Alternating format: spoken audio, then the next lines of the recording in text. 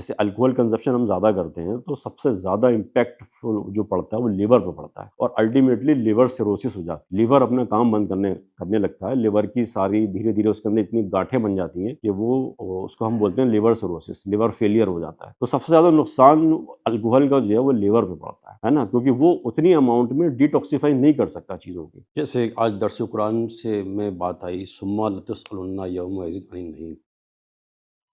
तो अल्लाह ताला ज़रूर हम सबसे ये सवाल करेगा अपनी नेमतों के बारे में जो उसने दी, और उसमें सबसे बड़ी नेमत, एक बहुत बड़ी नेमत सेहत है। तो सेहत के बारे में हमसे ज़रूर सवाल किया जाएगा। फिर दूसरी तकरीर में जो अल्लाह ताला ने मुतय्यन कर दिया है कि ये चीज़ें हराम हैं, इनका इस्तेमाल नहीं करना है, और उसका सबसे बड़ा पहलू जो ये बताया कि असल में वो अल्लाह ताला ने चूँकि हमें हुक्म दिया है, तो सबसे बड़ी बात तो यही है कि हमें उससे रुकना है, उसको नहीं इस्तेमाल करना है। तो ये तो हमारा एक ईमानी मामला है उसके साथ, उन चीज़ों के साथ। तो हर चीज़ के जिसको भी हम दुनिया में इस्तेमाल कर रहे हैं या दुनिया में हम बरत रहे हैं या जो भी नेमतें हैं, उनके 3 पहलू हो सकते हैं। एक उसका ईमानी पहलू है कि उनके बारे में हमें अल्लाह ताला के सामने जवाबदेह होना है, एक दिन अल्लाह के सामने खड़े होना है। दूसरा पहलू उसका अखलाकी है कि उसके समाज पे क्या इम्पैक्ट होंगे, लोगों के उसके ऊपर क्या इम्पैक्ट पड़ेंगे। तो ये अखलाकी पहलू हो सकता है। और तीसरा पहलू है उसका तिब्बी, कि उसके हमारे सेहत के ऊपर क्या नुकसान होंगे। तो उसके अखलाकी पहलू और उसके रूहानी पहलू या ईमानी पहलू पे गुफ्तगू बात आ चुकी है। तो अब हम जो बात करेंगे, वो करेंगे उसके तिब्बी नुकसानात। तो एक ख़ास टॉपिक जो दिया गया है मुझे, वो है नशा आवर चीज़ें। तो हम पहले इसको डिफ़ाइन करेंगे कि सेहत क्या होती है। फिर हम इसको डिफ़ाइन करने की और समझने की कोशिश करेंगे कि वो नशा आवर चीज़ें क्या हैं। फिर हम इस बात को समझेंगे कि हमारी बॉडी किस तरीके से चीज़ों को लेती है, उसका क्या मैकेनिज़्म है कि अगर हमारी बॉडी के अंदर कुछ नुकसानदेह चीज़ें या कुछ टॉक्सिन्स अगर चले जाएँ, तो वो कैसे डिफेंड करती है अपने आप को और कैसे रिएक्ट करती है। फिर हम इस बात पे गुफ्तगू समझने की कोशिश करेंगे कि उनके क्या नुकसानात, जो नशावर चीज़ें हैं, उनके क्या नुकसानात हमारी बॉडी पर हो रहे हैं।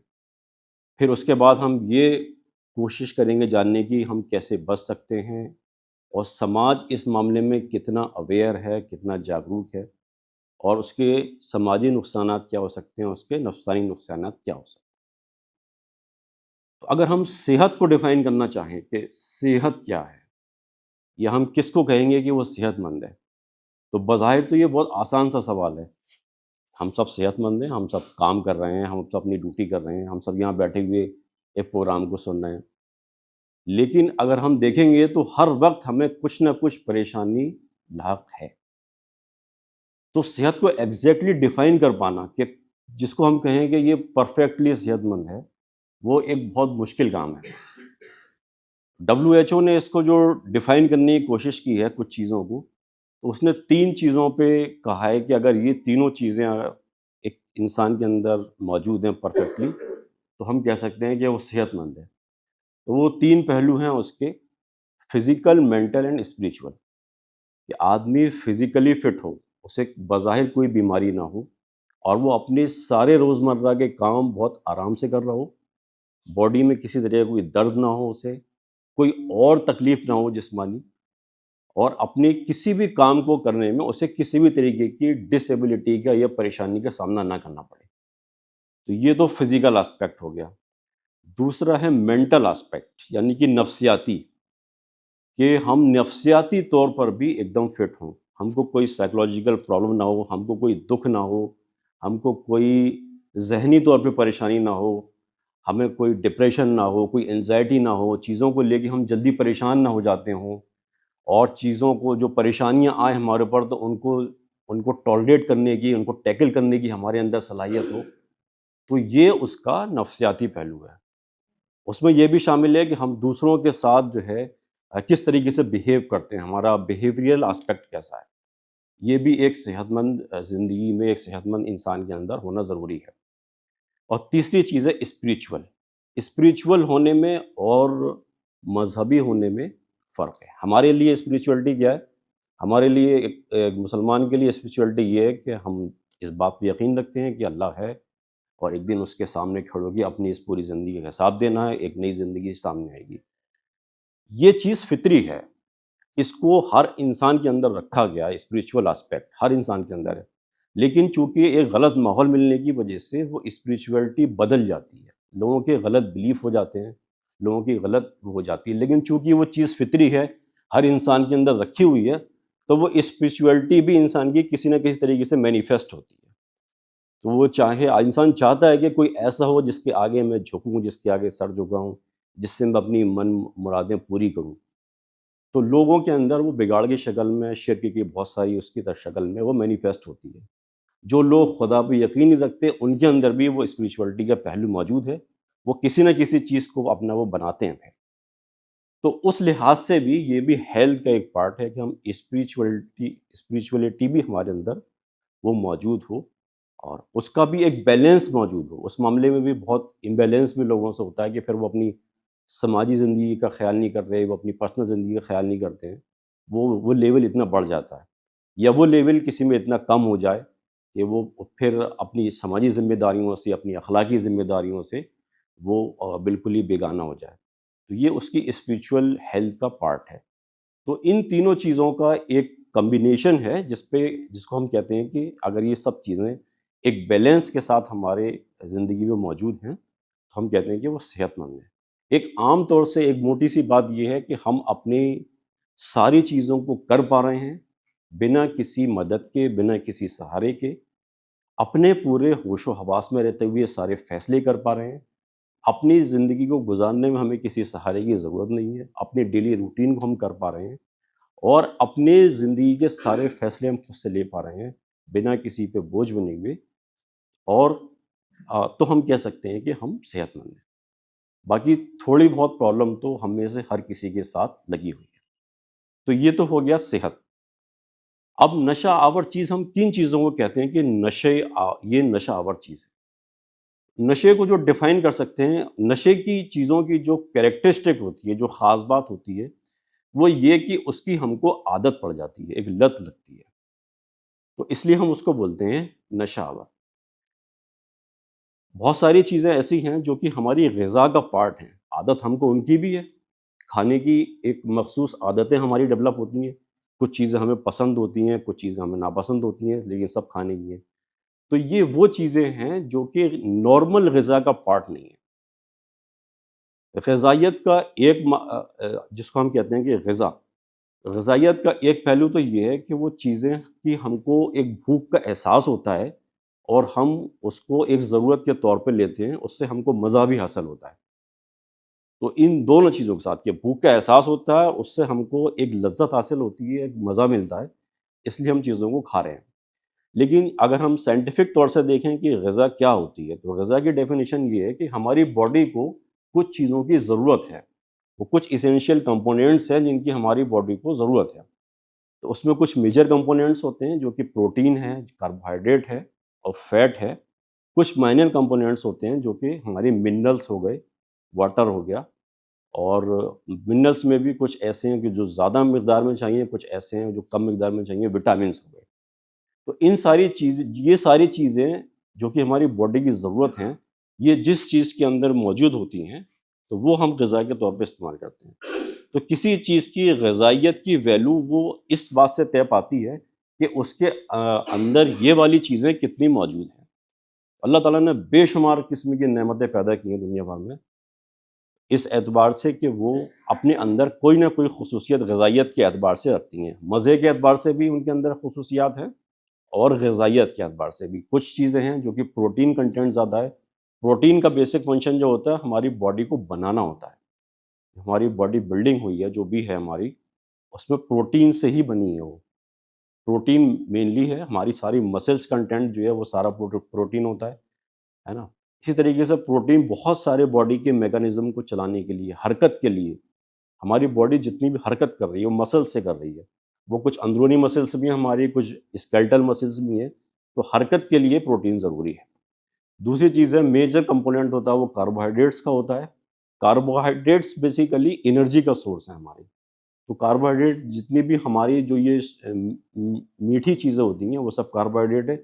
इसके अलावा जो हम अनाज खाते हैं, गेहूँ वगैरह, चावल वगैरह, ये भी सब कार्बोहाइड्रेट है। तो ये बेसिकली एनर्जी का सोर्स है, जो हमारी मुख्तलिफ कामों, हमारी बॉडी को एनर्जी सप्लाई की ज़रूरत है। ख़ास तौर से ब्रेन को सबसे ज़्यादा ग्लूकोज़ की ज़रूरत होती है, कंटिन्यूअस सप्लाई ब्रेन को चाहिए। तो ये एनर्जी हमें कहाँ से मिलेगी? ये कार्बोहाइड्रेट से मिलेगी।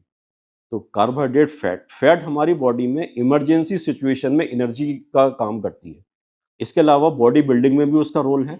तो इस तरीके से फैट भी हमारे लिए बहुत ज़रूरी है।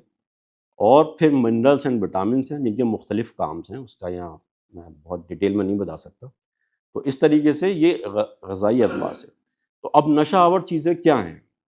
नशावर चीज़ें वो हैं जिनकी कोई ग़िज़ाई वैल्यू नहीं है, ना वो प्रोटीन का सोर्स है, ना वो कार्बोहाइड्रेट का सोर्स है, ना वो किसी मिनरल्स और विटामिन्स का सोर्स है। तो वो किसी भी ग़िज़ाइयत का पहलू अपने अंदर नहीं रखती। उसके अंदर क्या चीज़ है? उसके अंदर है कि हमारे एक प्लेज़र, एक मज़ा मिलता है, पहली चीज़। दूसरी चीज़ ये कि वो उनकी हमें आदत पड़ जाती है, एडिक्शन हो जाता है। तो ये 2 चीज़ें हैं जिस पे रख के हम सोच सकते हैं कि कौन-कौन सी चीज़ें नशावर होती हैं। वो सब हमको मालूम है, सब न हम जानते हैं। सबसे कॉमन जो है वो हमारा अल्कोहल है। अल्कोहल बेस्ड जितनी भी चीज़ें हैं सारे अलग-अलग नामों से हैं वो सब चीज़ें। इसके अलावा फिर तम्बाकू है। ये जो 2 कॉमन चीज़ें हैं जो कि हम सोसाइटी में बिल्कुल आम तौर से इस तरीके से देखते हैं उन्हें कि उन्हें अब कोई बुराई भी नहीं समझा जाता है। हमारी सोसाइटी का इस तरीके का हिस्सा बन चुकी हैं और बहुत सारी सोसाइटी में वो बुराई है भी नहीं। जैसे तम्बाकू का इस्तेमाल है, वो हमारी मुस्लिम सोसाइटी में भी कोई बुराई नहीं है वो। आम तौर से इस्तेमाल होता है, हर जगह इस्तेमाल होता है। हम पब्लिक प्लेस पे भी इस्तेमाल करते हैं, हम घरों में भी इस्तेमाल कर रहे हैं।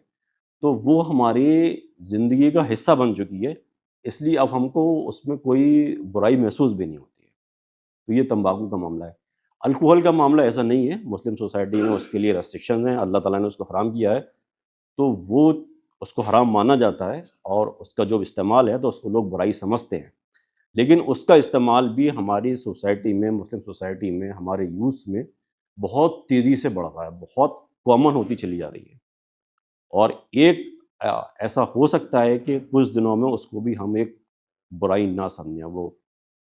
तो ये है। फिर तीसरी चीज़ें वो हैं जो कि ड्रग्स की फॉर्म में है ना? तो वो बहुत सारी चीज़ें हैं। एक ओपियम ग्रुप होता है, एक कैनाबिस ग्रुप होता है। ओपियम का मतलब अफ़ीम, उससे बहुत सारी चीज़ तैयार होती हैं।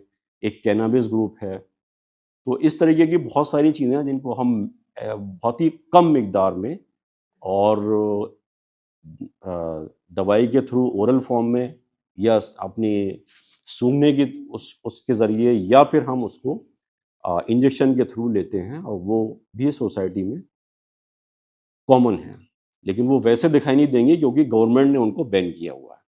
तो इसलिए हमको वो खुलेआम इस्तेमाल तो नहीं दिखेगा, लेकिन अगर हम गौर करेंगे तो उनका इस्तेमाल भी बहुत ज़्यादा है। हमको एक इंडिया की एक स्टेट का नाम हम सब लोग जानते हैं कि जहाँ पर सबसे ज़्यादा इन मंशियात का इस्तेमाल होता है और उस पे अब काफ़ी उस पे हंगामे भी हुए, पंजाब के अंदर बहुत ज़्यादा मंशियात का इस्तेमाल हुआ। तो इस ख़ुसूसियत के ऊपर हम गौर करें कि वो हमको लत लगा देती है, एडिक्शन हो जाता है उसका। और एडिक्शन इस हद तक होता है कि अगर वो हमको ना मिले तो हमको विथड्रॉल सिम्पटम्स आते हैं। मतलब हमारी बॉडी उनको ना मिलने की वजह से रिएक्ट करती है और विथड्रॉल सिम्पटम वो ऐसे होते हैं कि हमको लगेगा कि ये शख्स बिल्कुल बीमार हो गया। तो वो फिर हम हिस्ट्री से पता करते हैं, वो अस्पताल में आएगा तो हमको बिल्कुल वही लगेगा, सबको लगेगा कि ये बीमार है। वो अपने होश से भी बेगाना हो सकता है, नफ्सियाती उसके इम्पैक्ट बहुत ज़्यादा होते हैं और उसके फ़िज़िकल इम्पैक्ट भी बहुत ज़्यादा होते हैं। उसकी भूख ख़त्म हो सकती है, उसकी बॉडी में बीमारी पैदा हो सकती है उसको छोड़ने की वजह से। तो ये उसके विथड्रॉल सिम्पटम हो सकते हैं। तो अब बेसिकली बॉडी हमारी, हम कोई भी टॉक्सिन ले रहे हैं या बाहर से कुछ भी ले रहे हैं तो कैसे लेती है उसको, या हम कुछ भी खाते हैं। थोड़ा-सा अब उसके ऊपर हम गुफ्तगू करेंगे। हमारे पास हमारा जो एनवायरनमेंट से एक्सपोज़र हो रहा है, हम हर वक़्त एक अपने एनवायरनमेंट के एक्सपोज़र में हैं। अगर हम अपनी इंडिविजुअलिटी को देखें, तो हमारी अपनी इंडिविजुअलिटी के पास जो कुछ भी है सराउंडिंग्स में हमारे, वो सब हमारा एनवायरनमेंट है ना? तो एनवायरनमेंट का कंटिन्यूअस एक्सपोज़र हमारा हो रहा है। तो हमारी बॉडी जो है वो किस चीज़ के सबसे ज़्यादा एक्सपोज़र में, कौन-सा हमारा बॉडी का सिस्टम ऐसा है जो लगातार एनवायरनमेंट के एक्सपोज़र में है। तो सबसे ज़्यादा एनवायरनमेंट के एक्सपोज़र में हमारी अपनी पूरी बॉडी की ये बाहरी सरफेस है, जो स्किन है, ये कंटिन्यूअस है ना? ये एक्सपोज़र में है। लेकिन स्किन पे हमारे अल्लाह ताला ने इसका सिस्टम ऐसा बनाया है कि बहुत हार्ड इसकी कवरिंग है। तो इन जनरल इस पे कोई वैसा इम्पैक्ट नहीं होता है। दूसरा है कि हम जो हमारी जो साँस का निज़ाम है, हवा का एक डायरेक्ट एक्सपोज़र हमारे नेज़ल कैविटी के थ्रू और फिर वो पूरे हमारे लंग्स में, पूरे रेस्पिरेटरी सिस्टम में हो रहा है। तो हवा के ज़रिए सारे पॉल्यूटेंट जो कुछ भी है वो हमारे रेस्पिरेटरी सिस्टम में जा रहा है और रेस्पिरेटरी सिस्टम से वो हमारे फिर ब्लड में जाता है और ब्लड से फिर उसका इम्पैक्ट जो भी टॉक्सिन हम ले रहे हैं वो पूरी बॉडी में, क्योंकि ब्लड जो है वो अल्टीमेटली बॉडी की हर सेल्स में सर्कुलेट हो रहा है, हर जगह जा रहा है। दूसरा हम किस ज़रिए से एक्सपोज़र ले रहे हैं, हमारा खाने का सिस्टम जो हम मुंह से ले रहे हैं, ये एक तीसरा सिस्टम है। तो हम जो भी खा रहे हैं हमें नहीं पता, जो भी खा रहे हैं अल्टीमेटली वो हमारे जीआई सिस्टम का पार्ट बन रहा है। जीआई सिस्टम से वो डाइजेस्ट होता है, डाइजेस्ट होके एब्ज़ॉर्ब होता है, एब्ज़ॉर्ब होके हर चीज़ हमारी पहले लिवर में पहुँचती है। लिवर में वो डिटॉक्सिफ़िकेशन का अमल होता है ना? बॉडी हमारी जब हमारी जो कुछ भी हम खा रहे हैं वो जीआई सिस्टम में मौजूद है। तो जीआई सिस्टम की जो हमारी आंतें हैं, जो हमारी इंटेस्टाइन्स हैं, उनसे वही चीज़ें एब्ज़ॉर्ब होके लिवर में पहुँचेंगी पहले, जिनको कि बॉडी की हमारी ज़रूरत है। जो वैसी चीज़ें हैं वो हमारे फिर जीआई सिस्टम से निकल जाती हैं, है ना? वो हमारे स्टूल के थ्रू, फीकल मैटर के थ्रू वो निकल जाती हैं। लेकिन कुछ टॉक्सिन्स ऐसे होते हैं कि जो कि एब्ज़ॉर्ब हो जाते हैं, है ना? वो बॉडी हमारी उनको एब्ज़ॉर्ब कर लेती है। तो जब डाइजेस्टिव सिस्टम होता है तो हमारे हम जो भी खा रहे हैं अल्टीमेटली वो प्रोटीन में, कार्बोहाइड्रेट में, मिनरल्स में, विटामिन्स में वो बदल जाता है।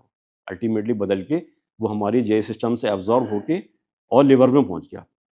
लिवर का काम ये होता है कि वो जो उसमें के अंदर जो भी टॉक्सिन्स हैं, उनको रिमूव कर लेता है, डिटॉक्सिफ़ाई करता है। डिटॉक्सिफ़ाई के थ्रू वो बाइल सिस्टम के थ्रू होता हुआ वापस हमारे जीआई सिस्टम से फिर निकल जाता है। तो एक तरीका तो ये होता है।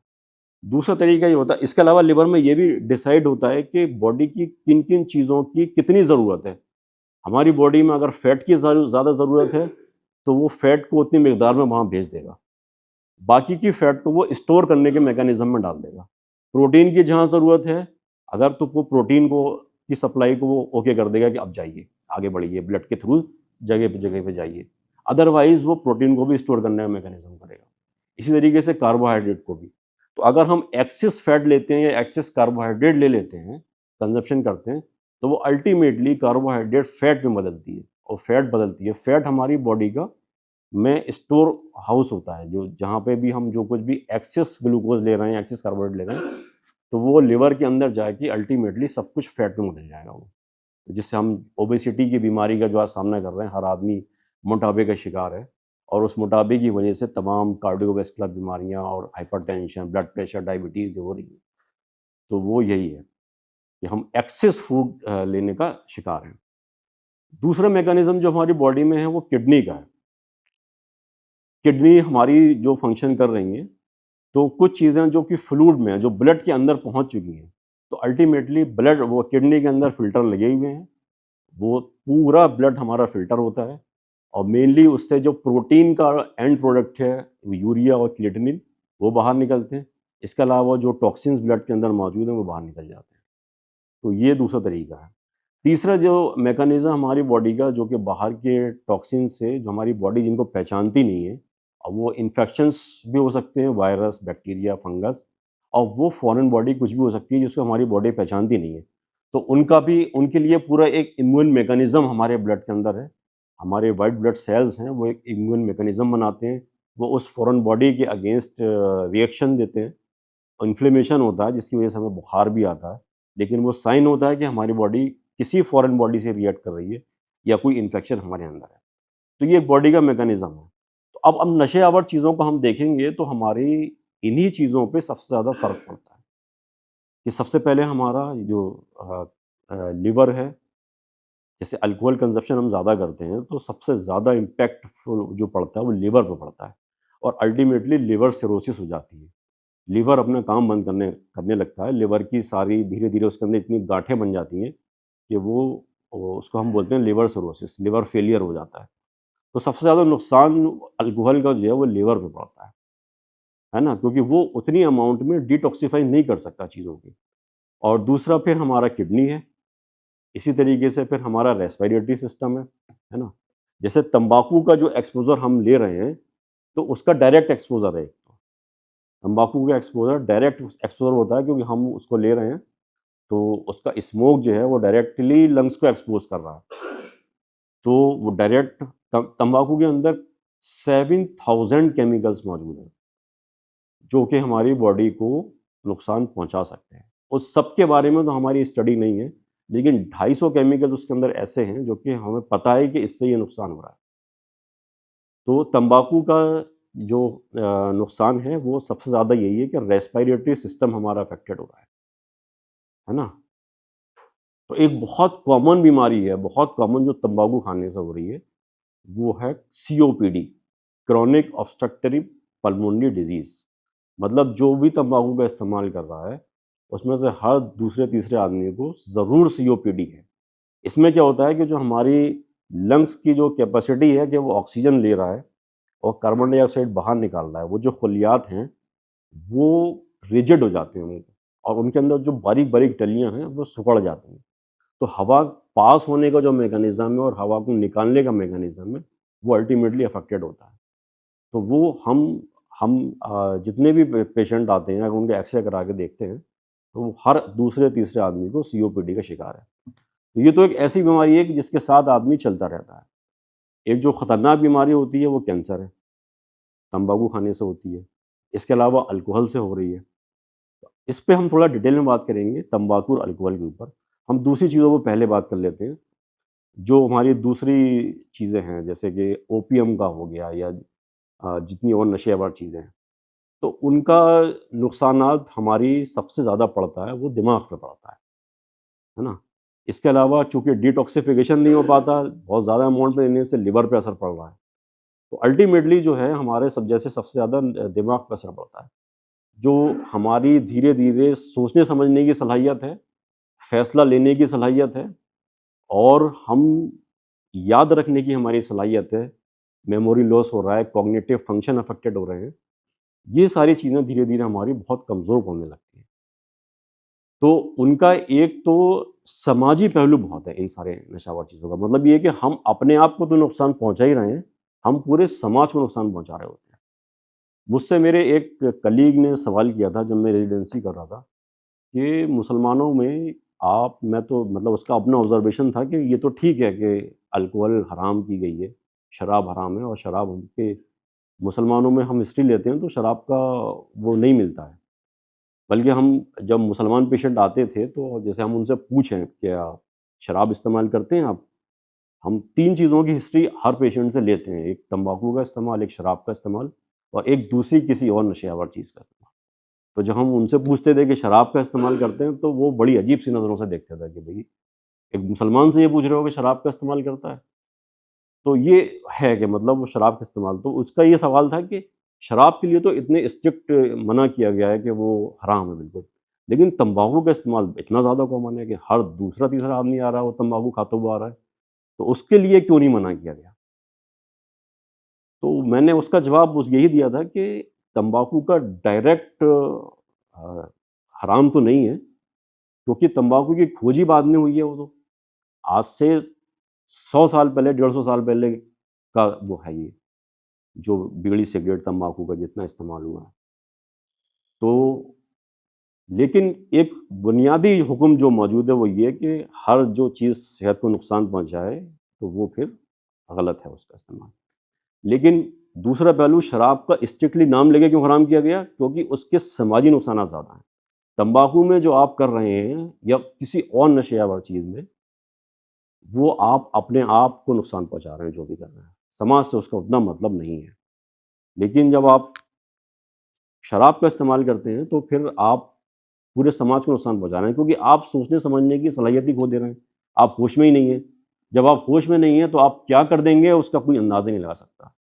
तो इस समाजी पहलू ये उसका इतना स्ट्रॉन्ग है कि उसमें वो जो पर्सनल पहलू है वो छोटा है, उसके आगे बहुत छोटा है वो। तो शराब का इस्तेमाल इस लिहाज से बिल्कुल स्ट्रिक्टली वो है कि उसका जो समाजी नुकसानात हैं, क्योंकि फिर कोई भरोसा ही नहीं है कि वो शख्स क्या कर दे, जो आदमी अपने होश में नहीं है, तो वो समाज को और अपने फैमिली को या किसी को भी किस दर्जे का नुकसान पहुँचा सकता है, उसका कोई अंदाज़ा नहीं लगाया जा सकता। तो ये जो पहलू था, तो ये हमारे अल्टीमेटली इस तरीके से हमारे उसको नुकसान पहुँचा रहे होते हैं। अब इनको हम कैसे रोक सकते हैं? क्या प्रिवेंटिव मेजर कर सकते हैं इसके? तो एक तो ये कि हम एजुकेट करें लोगों को, अवेयर करें, इन चीज़ों के नुकसानात से बचाएँ। लेकिन हम देख रहे हैं कि इतनी अवेयरनेस फैलाने के बावजूद भी, एजुकेट करने के बावजूद भी, यानी कि तम्बाकू के हर पैकेट पे ये बना होता है, बड़ा-बड़ा होता हो, कैंसर का वो बना होता है फ़ोटो, और बहुत बड़े लेवल पे इसकी कैंपेन भी चलती है कि तम्बाकू से बचिए, तम्बाकू से कैंसर हो रहा है। तम्बाकू से कैंसर होने की का मामला कितना ख़तरनाक है, वो इसका अंदाज़ा इस बात से लगाया सकता है कि तम्बाकू is the only directly associating factor with cancer. बाकी जितने फैक्टर्स हैं, जैसे अल्कोहल से हो रहा है या और भी चीज़ों से हो रहा है, वो डायरेक्टली एसोसिएटेड नहीं है। तम्बाकू का इस्तेमाल डायरेक्ट कैंसर को बना रहा है, मतलब जो तम्बाकू का इस्तेमाल कर रहे हैं, उनमें कैंसर होने की प्रोबेबिलिटी और जो नहीं कर रहे हैं, उनमें होने की प्रोबेबिलिटी बहुत फ़र्क है, बहुत वाज़ेह फ़र्क है। यानी कि इंडिया में हमारे जो सबसे कॉमन कैंसर है, वो है हमारा मुँह और गले का कैंसर, उसके बाद लंग कैंसर। तो ये मुँह और गले का कैंसर वो हमारी ओपीडी में हमारे यहाँ पे लगभग समझ लीजिए कि 70% मुँह और गले के कैंसर हैं, और बाकी 30% में बाकी और सारे कैंसर हैं। इसका मतलब ये हुआ कि अगर हम तम्बाकू का इस्तेमाल कम करें, तो ये 70% कैंसर हम कम कर सकते हैं अपनी सोसाइटी से। ये प्रिवेंटेबल कैंसर है ये। तो तम्बाकू की वो इतनी ज़्यादा है। अल्कोहल से हमारे लिवर का कैंसर सबसे ज़्यादा होता है। वो लिवर को कि डिटॉक्सिफ़ाई नहीं कर पाता, अल्टीमेटली लिवर सिरोसिस होती है और कैंसर होने के चांसेस बढ़ जाते हैं। तो सिर्फ़ तम्बाकू से गले, मुँह का और लंग का कैंसर ही नहीं हो रहा, वो खाने की नलिया कर रहा है, वो ब्लैडर का कर रहा है। क्योंकि अब हम ये एक सवाल ये आता है कि तम्बाकू का तो स्मोक खाली लंग्स को ही में ही तो जा रहा है, बाकी बॉडी से क्या मतलब है उसका? तो उसका मतलब ये है कि वो जो केमिकल्स रिलीज़ हो रहे हैं, वो अल्टीमेटली ब्लड के थ्रू हमारी बॉडी में सब जगह जा रहे हैं। तो मसाने का कैंसर, ब्लैडर कैंसर भी बहुत कॉमन है। औरतों में सर्वाइकल कैंसर भी बहुत कॉमन है। लंग कैंसर की शुरुआत हुई थी आज से 100 साल पहले, और आज दुनिया का ये सबसे कॉमन कैंसर है। 100 साल पहले ही इंसान ने ये स्मोकिंग शुरू करी थी। तो अवेयरनेस से, एजुकेशन से हम इसका जो है मामला थोड़ा-सा कम किया जा सकता है।